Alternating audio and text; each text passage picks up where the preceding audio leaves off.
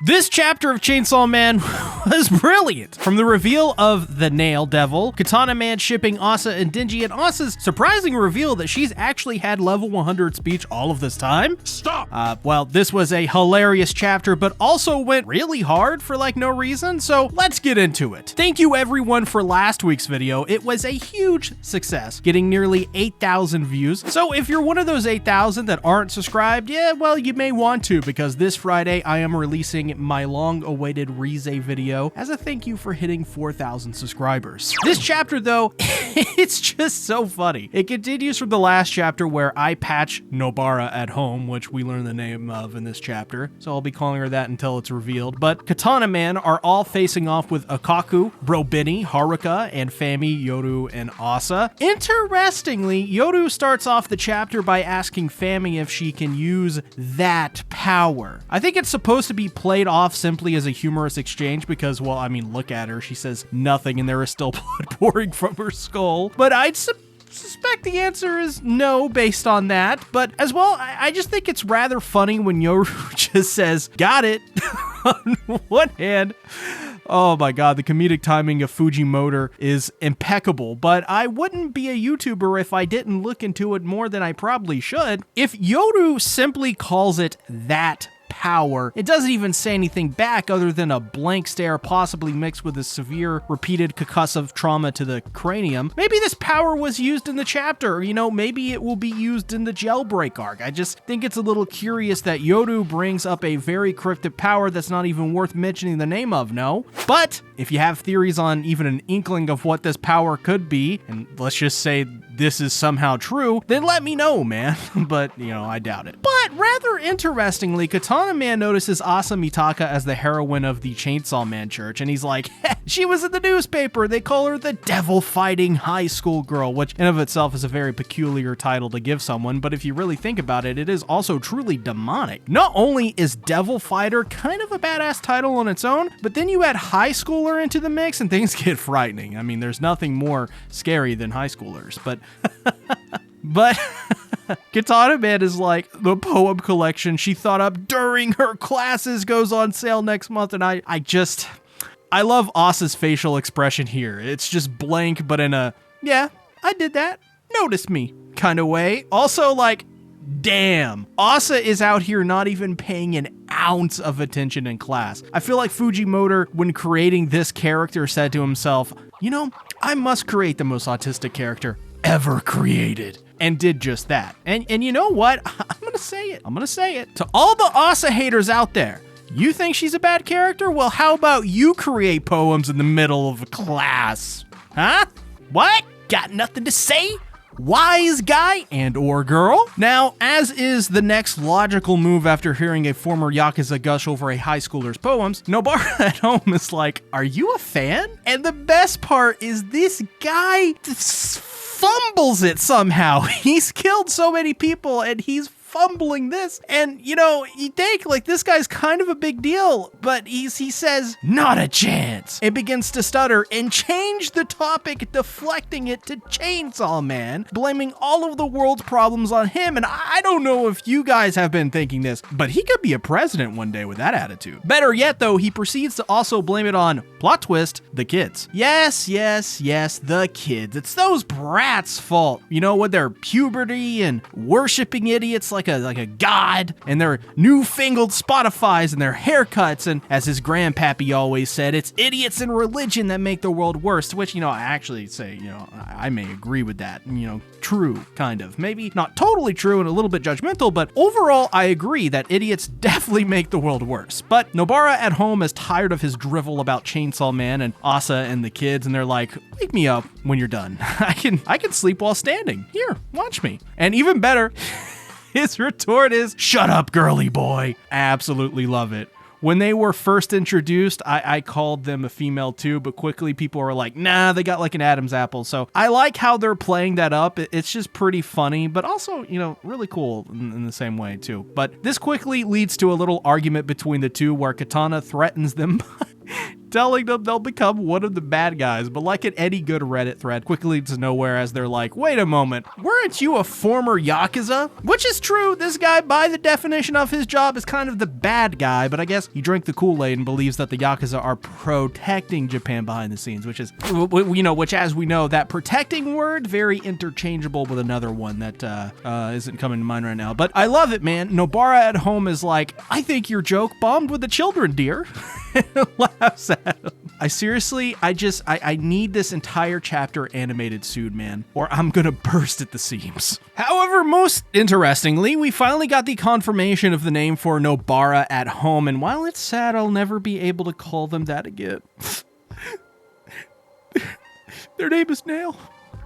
Meaning it's the Nail Devil, as Eye Patch orders them to kill the kids. However, Asa, like the girl boss she is, stops them. I'm pretty sure this one moment right here actually redeems every single Asa failure, and we should now call her not a girl failure, but a girl success! Because what she does here is actually incredible. She essentially manipulates the situation to stop them from attacking her and tells them that in reality, they're here to fight Chainsaw Man. And because Katana, has beef with his whole, his whole grandpappy being murdered thing, it actually works. She ends up working out a truce between them, and what's super interesting is that they didn't even know that Chainsaw Man was in the very facility they're protecting, which means by proxy, they're protecting Chainsaw Man. And while Haruka and the others are simply shook and just not having it, Eye Patch tells them to obey their orders. However, Katana will not protect the man who killed his grandfather. He just can't do it. However, Eye Patch reminds them that disobeying them will have consequences too. For example, Katana's syndicate won't have a comeback, and Nail's, oh god, their dream of opening up a freaking business won't happen either. Seriously, imagine walking into Nail's business and seeing a person with an exposed skull leaking the brains and then as behind their cashier counter.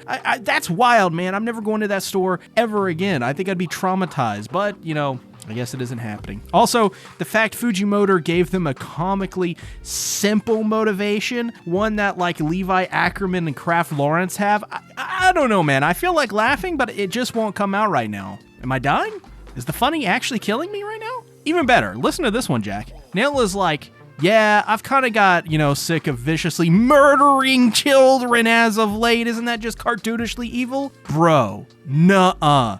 No way does the aspiring business person kill children, and from their words, possibly quite regularly, and also realizes how cartoonishly evil that is. Yeah.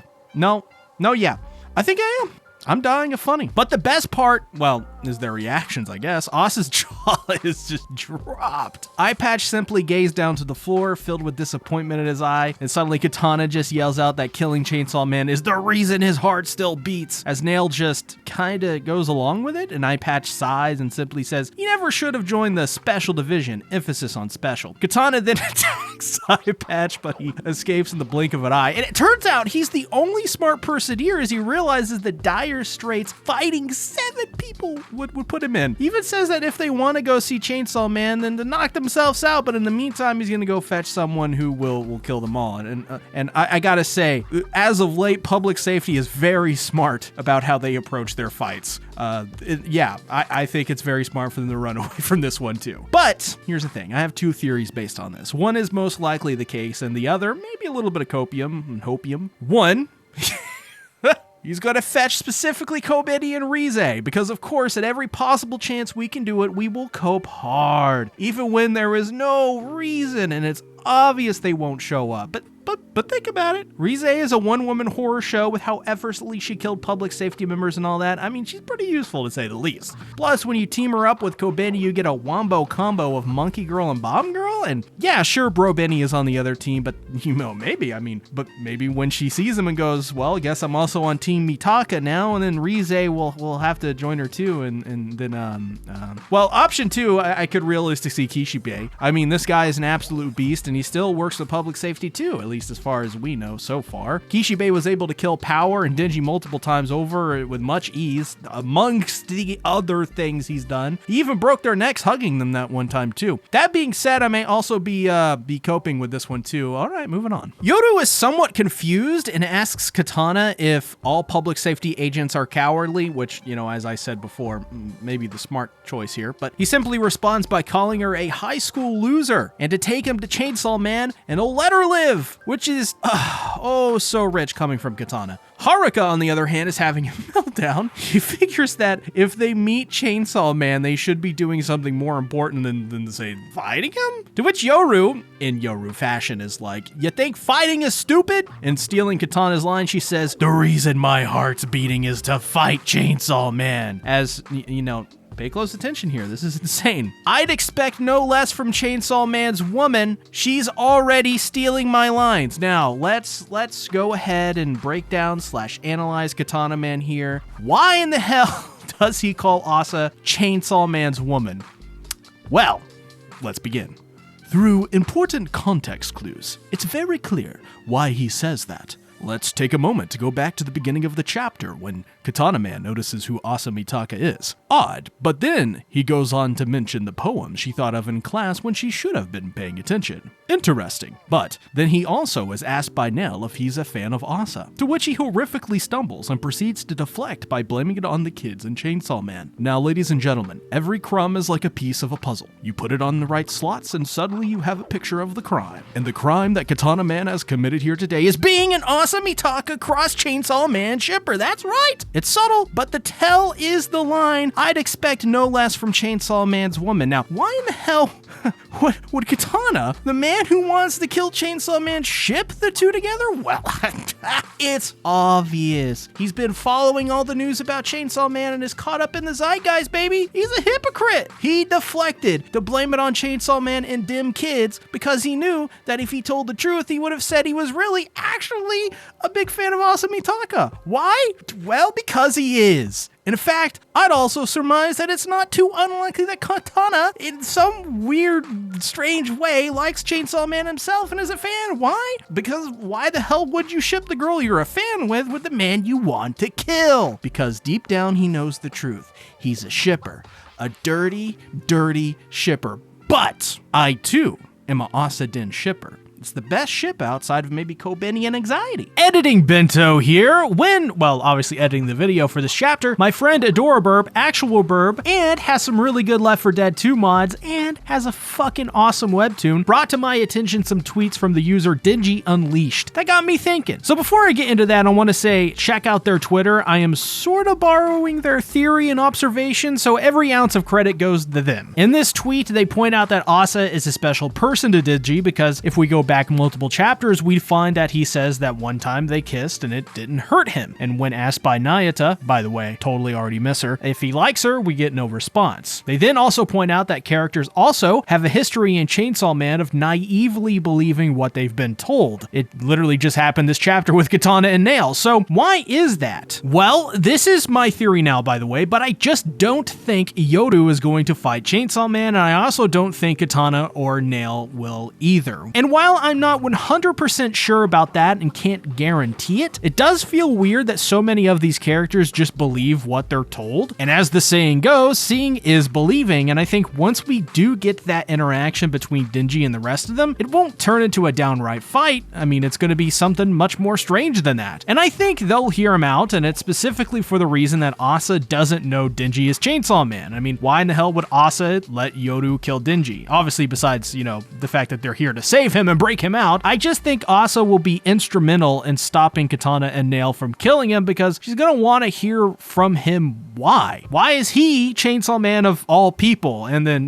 from there, conflicted feelings and all that stuff. But in turn, that also must lead to Katana and Nail wanting to hear them out too, right? Asa could say, hey, wait, before we kill him, let's break him out and hear him explain himself. Stuff like that. From there, they hear his side and Katana gets to hear from Denji his side of the story, and together they come to a compromise and possibly break this cycle of gullibility. It's a little bit of an interesting thought, but I thought it was worth mentioning. Another thing pointed out by this user, they tweet out, so Asa is going to permakill Katana Man by turning him into a weapon, right? He's her fan, and that means she has ownership over him and can thus weaponize him. That's what I think this is building to. Sorry, Nell, you're gonna have to find a new man. Which would be very depressing if Katana Man died. I do think as well that is the other option in this theory, is that very clearly it is being set up that Katana Man is going to be turned into a weapon. And let's be real here, Katana Man, he's a katana man. like the whole, the katana part. So that would be a very good weapon for Yoru to use. That being said, will she? I mean, I don't know. It seems kind of like an obvious setup, but yet at the same time, thinking about it would be kind of cool. Not gonna lie. This chapter, well, was just a lot of fun. And once again, never in a million years did I expect the jailbreak arc to be a stand-up comedy routine, but here we are. And you know what? Still here for it. Also made big strides. Seriously, this one moment makes up for the tripping incident easily. Also, never expected in a million years to see Katana Man as an Asadin shipper. That's gotta be one of the bigger plot twists in the entirety of all entertainment, media, culture, and human history. But I think we're coming upon some really big revelations now that Katana and Nail are a part of the team of misfit kids known as Asa, Yoru, and Fami, to which I think we should call this team Asa, awesome. But let me know what you thought of this chapter and your theories on who Eye Patch may be calling in to deal with these kids. Also, is Katana Man actually an Asadin shipper, or am I huffing and puffing the good stuff? Let me know in the comments below. Thank you everyone for watching. Bye-bye.